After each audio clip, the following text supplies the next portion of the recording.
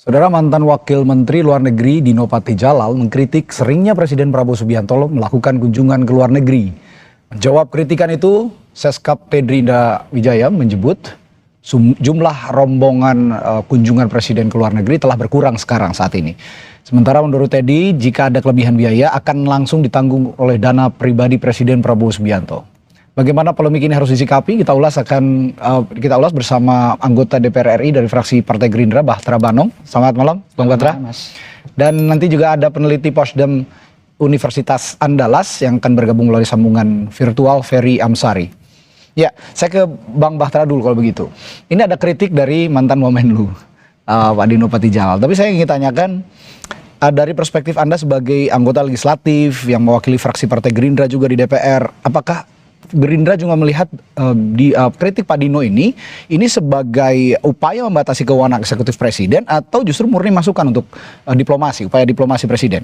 Ya, tentu kami ingin mengatakan bahwa kami menghargai, menghormati setiap masukan kritik dari berbagai pihak dan terutama dari Pak Dino Patijalal. Ya. Di era demokrasi ini itu sesuatu yang lumrah dan kritik itu bagi kami Partai Gerindra dan kebetulan Ketua Umum kami juga sebagai Presiden Republik Indonesia, bahwa itu sebagai vitamin untuk pemerintah agar terus mengingatkan kepada pemerintah sehingga pemerintahan kita bisa berjalan sesuai dengan rule dan sebagaimana apa yang menjadi harapan Presiden Prabowo.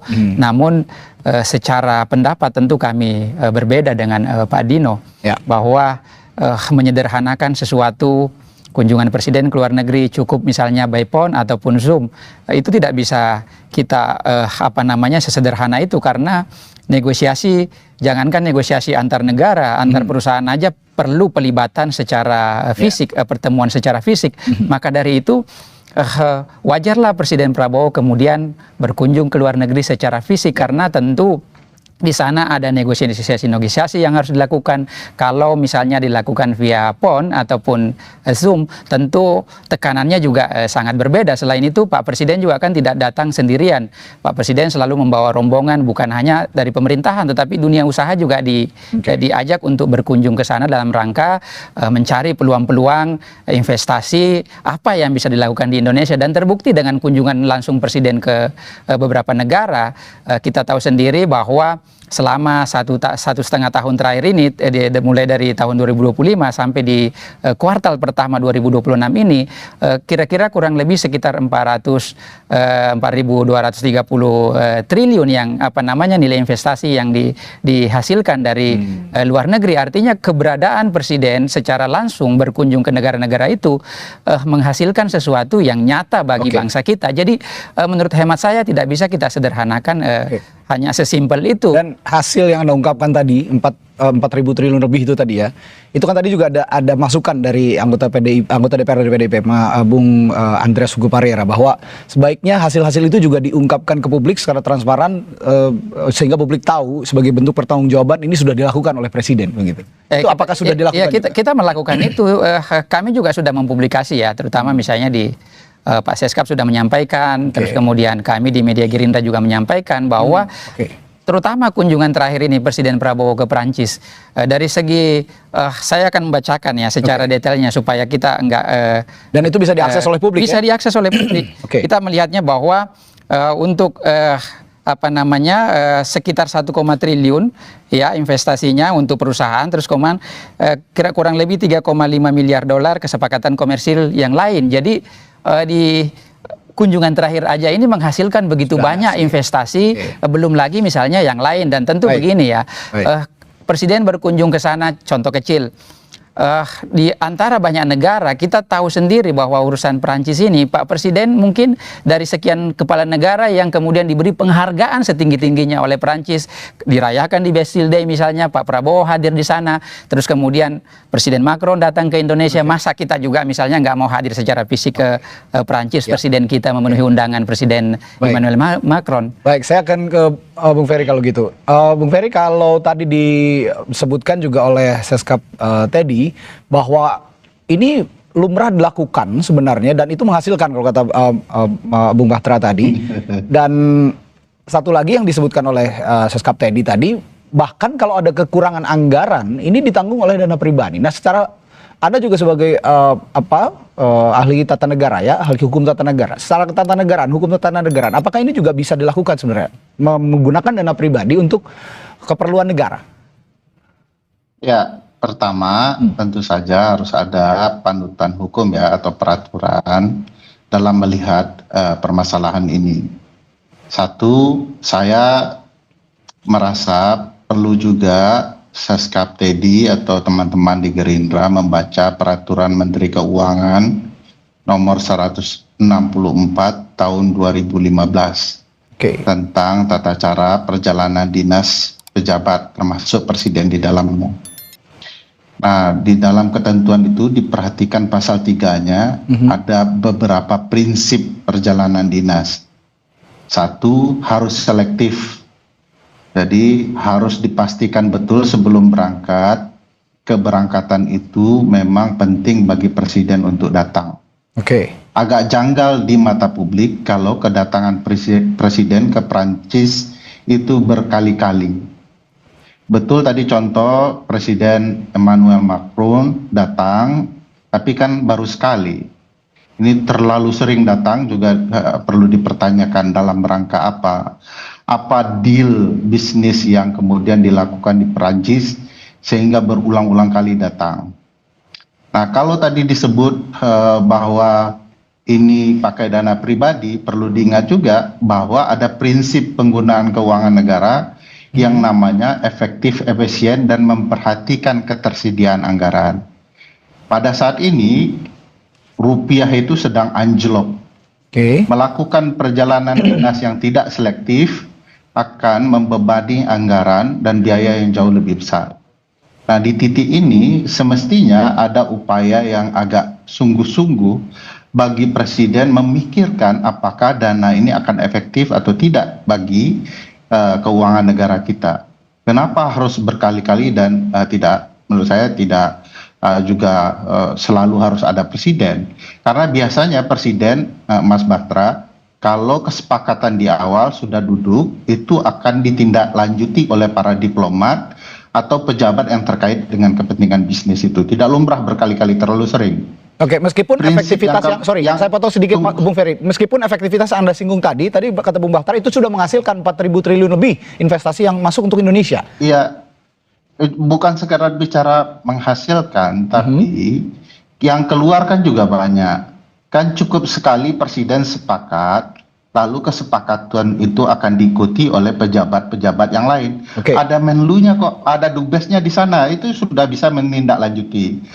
Keempat yang perlu diperhatikan adalah prinsip transparan.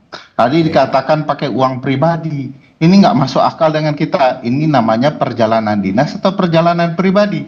Karena ada kriteria disebut sebagai perjalanan dinas karena jabatannya. Nah, ada yang bicara perjalanan pribadi. Jangan dicampurkan dua uang ini, uang pribadi atau uang negara. Dan kalau diingat, kalau itu benar-benar perjalanan dinas yang berkaitan dengan kepentingan negara, tidak boleh ada uang pribadi di dalamnya. Ada aturan yang mengatur soal itu? Nah, makanya saya bilang baca peraturan Menteri Keuangan yang dibuat oleh jadi makanya disebut tadi PMK ya, Peraturan Menteri Keuangan nomor 164 tahun 2015 diubah dengan PMK 81 gitu ya, yang kemudian harus detail baik-baik dipakai. Percampuran uang pribadi dan uang negara itu tidak diperkenankan, Mas, karena akan membuat transparansi penggunaan anggaran jadi buyar. Jangan menimbulkan kesan bahwa presiden mengorbankan harta kekayaan pribadinya untuk kepentingan bangsa. Padahal presiden jangan lupa di dalam prinsip keuangan negara kejelasan sumber dana juga penting. Sekarang kalau kita tanya berapa banyak dipakai uang pribadi presiden, dalam konteks apa uang pribadi itu dipakai, bagaimana kemudian mempertanggungjawabkan relasi pribadi itu dengan bisnis yang disepakati di Prancis.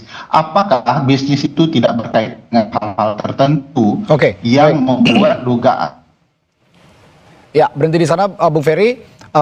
Anda ada respons? Ini perjalanan pribadi atau perjalanan negara? Kalau menggunakan uang pribadi harusnya kan ini jadi perjalanan pribadi. Jadi ada bias kalau kata Bung Ferry tadi menggunakan anggaran pribadi menambal anggaran negara yang kurang begitu. Bagaimana menjelaskan soal ini? Iya, saya mau mengatakan bahwa itulah bentuk konsistensi Presiden Prabowo yang sering menganjurkan agar bagaimana kita bisa menjalankan efisiensi itu.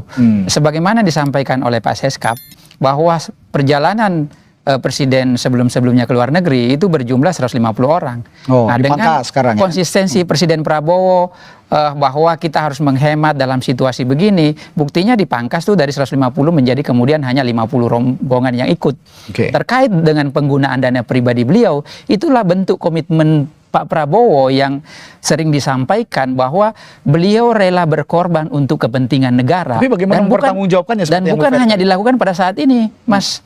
Jauh sebelum itu, yang menyangkut urusan negara, Pak Prabowo jangankan selalu menyampaikan pada kader Partai Gerindra kepada kami, jangankan uang, nyawa pun beliau siap kalau untuk kepentingan merah putih, kepentingan bangsa dan negara. Itulah bentuk komitmen beliau. Bagaimana berkomitmen selain tadi menjalankan efisiensi itu, di sisi lain beliau rela berkorban.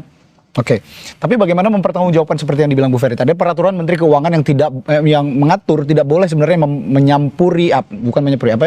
mempercampurkan anggaran negara dengan anggaran pribadi, karena akan nanti pertanggungjawabannya akan bias. Apa yang salah kalau kemudian pemimpin negara mau berkorban pribadinya untuk kepentingan bangsa dan negara? Bukankah pemimpin yang seperti itu yang kita cari? Jadi tidak ada yang salah dengan perbuatan Pak Prabowo. Tidak ada yang salah, Bung Ferry, dengan justru perbuatan beliau itu. rela berkorban untuk kepentingan bangsa dan negara. Presiden rela berkorban untuk kepentingan bangsa dan negara. Anda bisa ada jawaban soal ini, Bung Ferry? Kalau itu bohong saja bagi saya dalam prinsip keuangan negara ya. Kalau betul-betul mau nyumbang, itu sumbang betul seluruh gaji yang ada itu. Hartanya disumbangkan kepada negara kayak dulu pejuang Palestina ya. Ini kan cuman sekedar menutupi problematika yang ada soal tidak profesionalnya penyelenggaraan pemerintahan. Misalnya kalau dibilang tadi selektif efisien. Nah, saya tidak melihat ada efisiensi yang terjadi. Kalau dikatakan dulu pejabat banyak, kan bisa dibuka juga. Dulu pejabat itu siapa saja, dalam kunjungan apa, dan seberapa banyak dana. Bandingkan dalam konteks anjloknya dolar saat ini. Presiden itu berangkat dalam dua kondisi yang tidak tepat ya. Satu, tidak ada dalam sejarah presiden yang berangkat ketika hari besar keagamaan. Ya. Kedua, presiden berangkat ketika harga rupiah anjlok terhadap dolar. Di titik ini sendiri sebenarnya kalau presiden adalah seorang pemimpin, dia akan memastikan stabilitas ekonomi dulu, stabilitas keuangan, baru bicara soal efektif, efisien berangkat ke luar negeri. Makanya kalau mau jujur-jujur, perjalanan ini transparan atau tidak, kepentingannya bagaimana, apa saja deal-dealnya, seberapa lama presiden di sana, kenapa penting berangkat di lebaran haji atau tidak, itu juga harus diperhatikan situasi yang ada. Saya tidak melihat ini sebagai upaya pengorbanan presiden pribadinya demi kepentingan bangsa. Kalau itu agak bias ya terasa. Karena kebutuhan perjalanan dinas itu harus dilihat betulkah itu dari anggaran pribadi presiden atau orang lain yang menyumbang. Kalau berani buka saja itu rekening pribadi presiden atau tidak yang menyumbangkan sisa kekurangan itu. Mari kita terbuka kepada publik supaya publik tahu itu betul-betul sebuah pengorbanan atau cerita kamuflase terhadap apa yang sesungguhnya dan sebenarnya yang sedang terjadi. Itu tadi bicara soal efisiensi. Tadi juga Wakil Ketua Umum Partai Gerindra menyinggung soal etika penyampaian kritik yang disampaikan oleh Wamenlu, mantan Wamenlu Dino Patijala. Saya akan meminta respons juga nanti dari Bung Bahtera soal ini kritik dari Pak Dino ini dianggap sebagai sesuatu yang kurang etis. Maksudnya seperti apa? Nanti saya akan tanyakan hal itu. Pinjangan bersama anggota DPR RI dari fraksi Partai Gerindra, Bahtera Banong, dan juga ahli hukum tata negara dari Universitas Andalas, Ferry Amsari. Saya tadi ke Bung Bahtera bertanya soal atau meminta respon soal tadi Bung Habibur Rahman mengatakan bahwa kritik yang disampaikan oleh Pak Dino Patijala sebagai Wamenlu ini kurang etis sebenarnya. Bagaimana maksud yang dimaksudkan oleh Bung Habibur Rahman tadi menurut Anda? Ya, sebelum saya ke situ saya ingin sedikit menanggapi soal Bang Ferry tadi ya. Seolah-olah ke sana tidak ada dampak yang nyata atau sesuatu yang dibawa misalnya berkali-kali.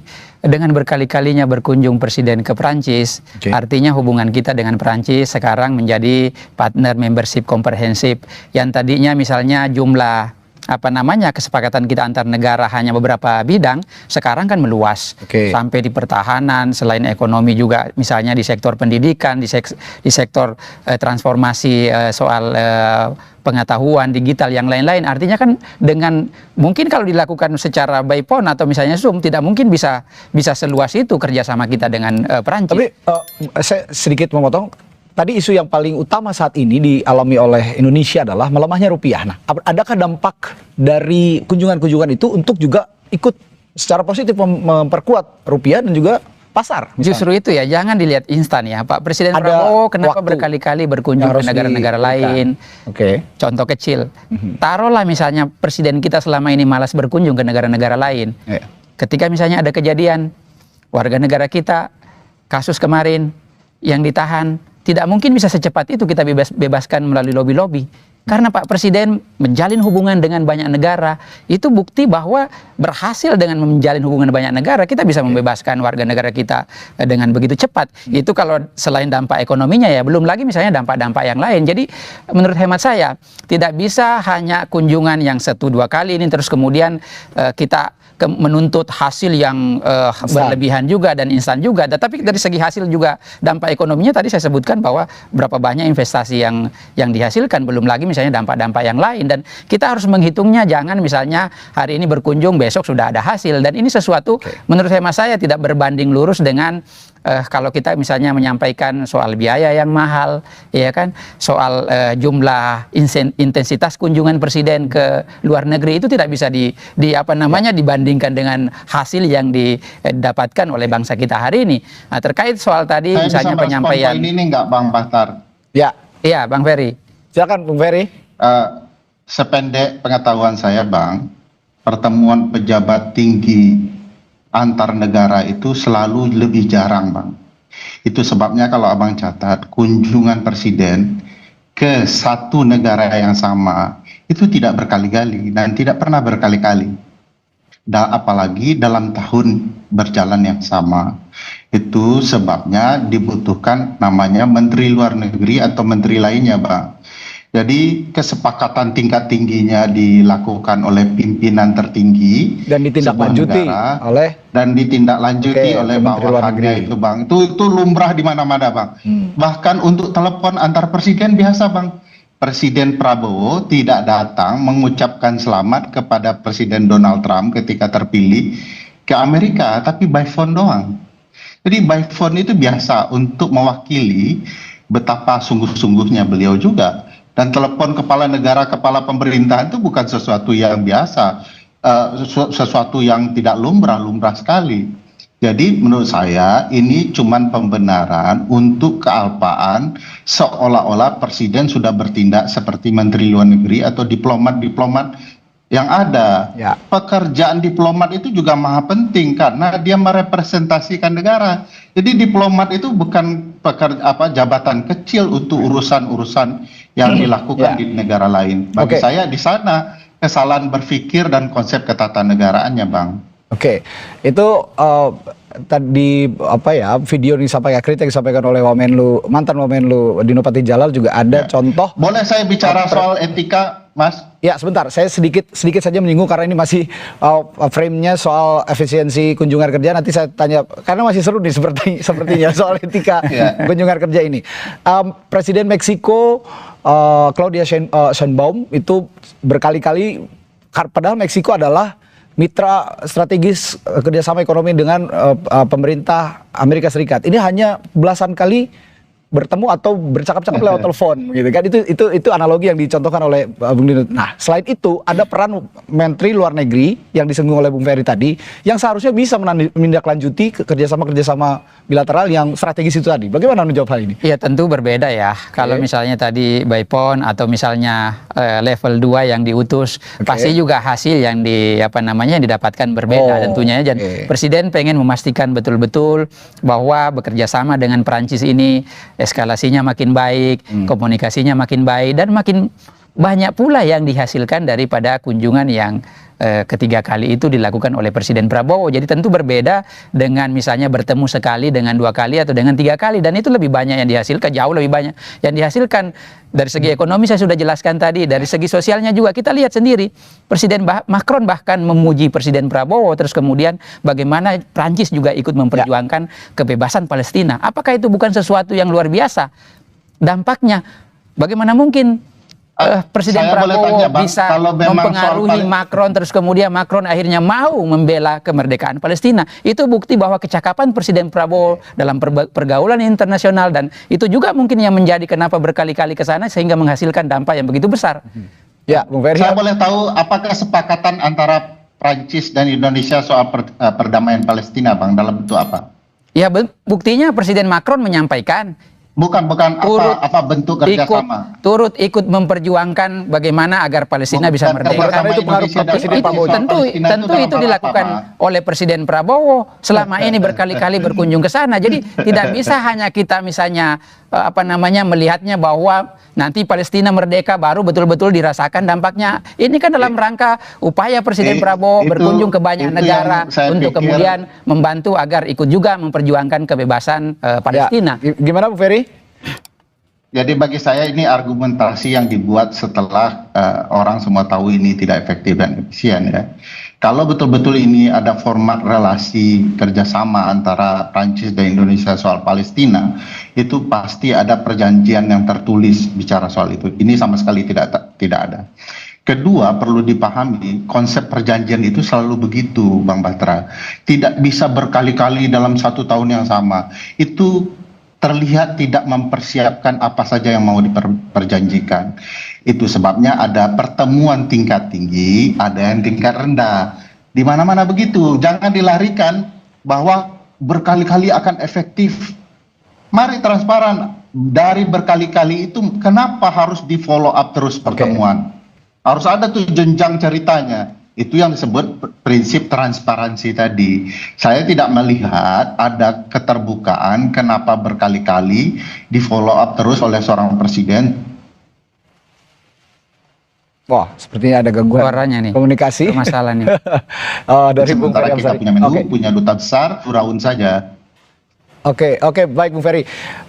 Terakhir saya tadi masih menyinggung soal etika, tadi saya belum terjawab oleh Bung Batra. Bagaimana Anda menjawab apa maksud yang dilontarkan oleh Bung Habibur Rahman soal itu tidak etis, kritik yang disampaikan oleh mantan Wamenlu Dino Patijalal? Ya tentu saja ya, lagi-lagi saya mengatakan bahwa kita menghargai semua pendapat, kritikan, masukan, tetapi tentu juga harus yang basis data, tidak bisa hanya sekedar misalnya menyampaikan Pak Dino mengatakan bahwa soal pemborosan tadi kita jawab dengan transparansi. Kalau Bang Ferry tadi minta transparansi, buktinya selama ini tadinya 150 orang rombongan dikurangi menjadi 50. Apakah itu bukan dari bentuk dari transparansi efisiensi?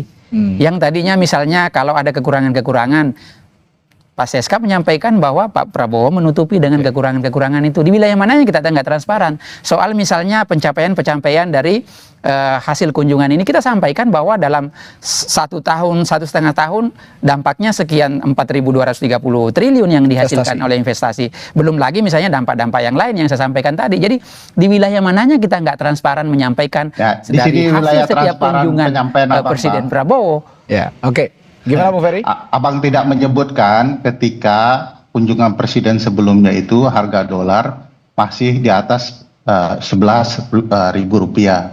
Sekarang sudah 17.800 menjelang mau berangkat. Di sana yang tidak transparannya, beban yang ditanggung oleh negara bisa saja jauh lebih besar. Nah, bagi saya mempertahankan apa yang salah begini sebenarnya juga akan membuat orang tertawa saja kepada istana. Yang perlu dilakukan istana adalah menerima kritikan untuk dilakukan evaluasi. Catatan penting bahwa presiden paling banyak berkunjung itu sudah tidak bisa ditutup-tutupi, terlalu sering.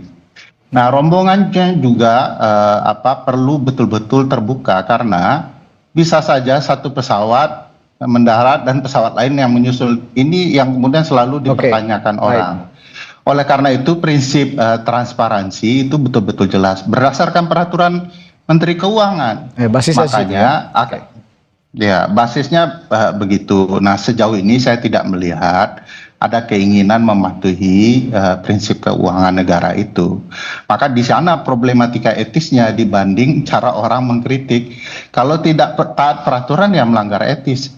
Harus diingat loh, Pak Teddy Indrawijaya itu seskap sekretarisnya kabinet. Urusan presiden itu harusnya kantor sekretariat presiden, itu yang ngurus presiden. Di sana saja sudah bertabrakan satu sama lain dalam pengelolaan negara. Saya yakin perjalanan dinas ini juga tabrakan dalam banyak hal, terutama juga melanggar prinsip efektif dan efisien itu. Oke, itu sekaligus merangkum jawaban Anda soal etika tadi yang dibilang oleh Bung Habibur Rahman ya, katanya tidak etis. Ya baiknya soal etika itu tadi lebih transparan kepada publik begitu ya, pertanggungjawabannya soal kunjungan kerja presiden ke luar negeri. Baik, terima kasih. Pembicaraan yang menarik, kita tunggu nanti bagaimana perkembangan isu ini akan bergulir ke depannya. Terima kasih anggota DPR RI dari fraksi Gerindra, Bahtera Wanong, dan peneliti Posdem Universitas Andalas, Ferry Amsari, telah berbagi perspektif dari Sapa Indonesia Malam. Selamat pagi, selamat malam. Terima kasih. Dan juga selamat malam Pak Ferry. Bang Ferry. Selamat beraktivitas kembali.